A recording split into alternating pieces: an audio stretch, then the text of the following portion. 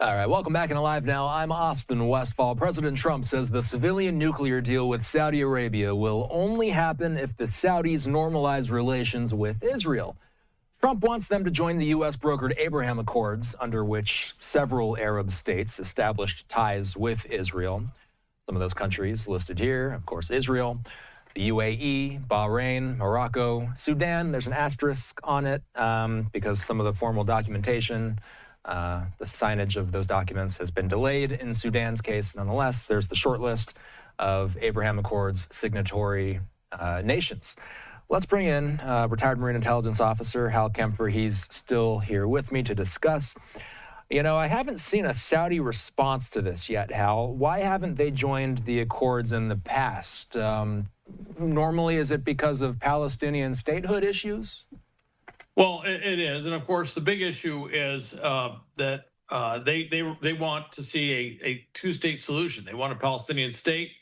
They were probably getting close until everything broke loose after the October 7th attacks in Gaza, but they have held out, and as UAE joined on and other states, they said no, we want to see a solution, and they have offered a number of things. Israel has not gone that direction yet, and so they're stuck. And even though, yeah, you say it's a monarchy, hey, monarchy's got people too that live there, and they've got to respond to the politics, and they have a rather young population which is fervently believes that Palestinian people should have their own state, and so the crown prince has to listen to that. He can't ignore it. And so that's what's held him up from joining the Abraham Accords.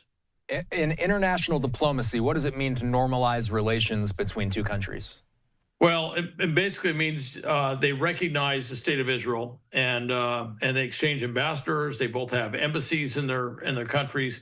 That's what really means. Normalization of relations is full recognition both ways, normalization of relations, diplomatic exchanges, and all the diplomatic courtesies or diplomatic everything that goes with that, which means you're allowed to have an embassy, an operating embassy in their country.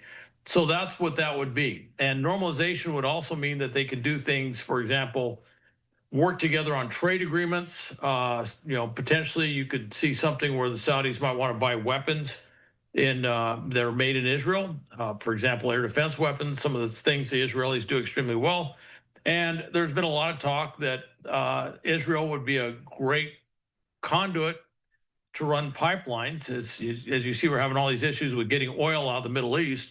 There's been talk for years about maybe doing some sort of big pipeline that runs up into Israel, maybe through Jordan. So there's just a lot of opportunities both ways. But this issue of Palestinian state is what holds them back. But it is interesting, this thing where the Saudis they signed with this agreement. It's kind of questionable. A lot of people say, why do the Saudis even need nuclear energy? They've always wanted to have it. They have a tremendous potential, much less expensive to develop in air and solar in terms of their energy production. Obviously, they got oil and gas a lot, but they want to diversify because they realize at some point that's going to run out. So they've always wanted to do nuclear, but this nuclear one was different. This allows them to do limited enrichment in the country, which is interesting because we just cut a deal a few years ago with, or not that long ago, with the UAE. We said, yeah, we'll help you with nuclear stuff, but you can't do any enrichment. And now we're saying, yes, you can do enrichment in Saudi Arabia. Obviously, the UAE at some point is going to look and say, well, why can't we do enrichment too if you're going to let the Saudis do it?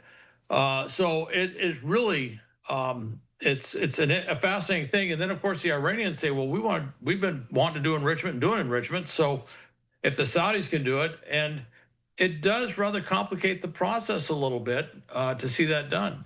So to see this, roll out this way. Right. When October 7th happened, there was a common train of thought that one of Hamas's goals with that attack was disrupting the prospect of Saudi-Israeli normalization back then. Is that still the belief to this day, that that's one of the main reasons why the attack happened when it did? I think the timing of that attack and the scope of the attack, I think the scope of the attack was actually bigger than what Hamas planned for. They planned to do these incursions, and they got much further than what they planned on doing. So I think the amount of carnage that they were able to inflict and a lot of other things was far bigger. I don't want to do a full, after action on the Israeli failures on October 7th, but they had a lot of shortfalls. They got complacent, basically, is the best way to put it. But the timing for Hamas was they were about to get marginalized. If Saudi Arabia, as it looked like it was going to do, had joined the Abraham Accords and they had normalized relations with Israel, then everything that Hamas was trying to do as far as setting up a Palestinian state would kind of get pushed off to the side. Same thing with the Palestinian Authority as well, but it would kind of get pushed off the side because the big incentive for Israel, which is to normalize relations with the largest Arab state, which is Saudi Arabia, would have been accomplished without that goal having set. So that was I would say the dominant reason why they did what they did when they did it. Going to be interesting to track the situation with this civilian nuclear program in Saudi Arabia. I have not seen an official response yet. We'll bring that to air as soon as we see something from the government. Hal is the host of the Strat podcast. Thanks for being generous with the time tonight. You can listen to Strat anywhere podcasts are available. Hal, we'll see you soon. All right. Thanks, Austin. You bet.